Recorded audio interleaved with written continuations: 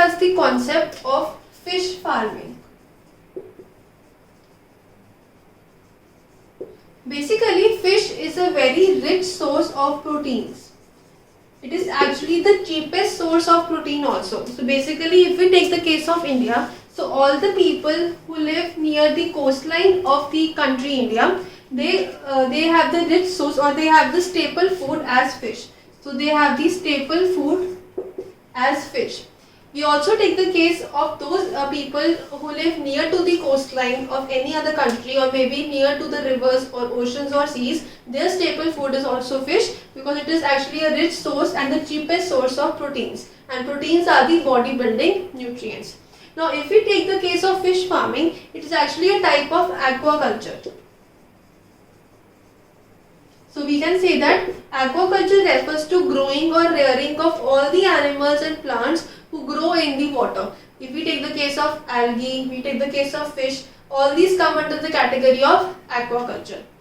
So we can say that fish farming is a type of aquaculture.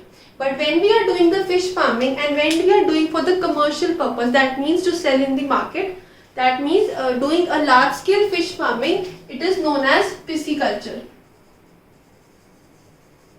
So large scale fish production, large scale fish farming is known as pisciculture, and it is done in commercial tanks or commercial ponds. We have a separate tank and a pond to do all the fish farming. So fish farming, when done on a commercial scale or when done on a large scale, it refers to pisciculture.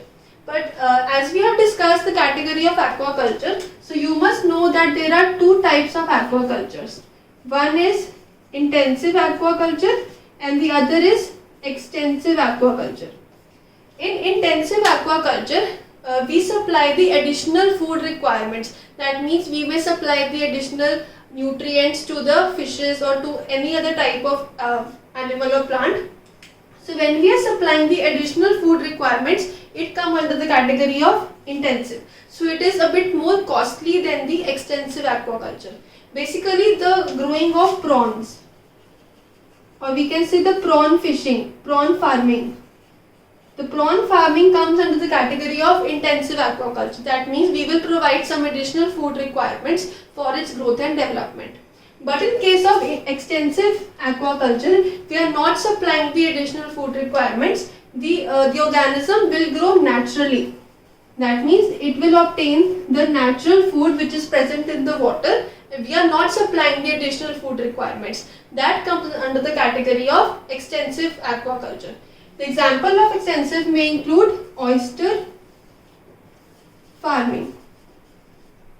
So these were the two categories of aquaculture. One was intensive aquaculture and the other was extensive aquaculture. So in intensive, we are supplying the additional food requirements, and in extensive, we supply the natural food requirements which are available to that organism.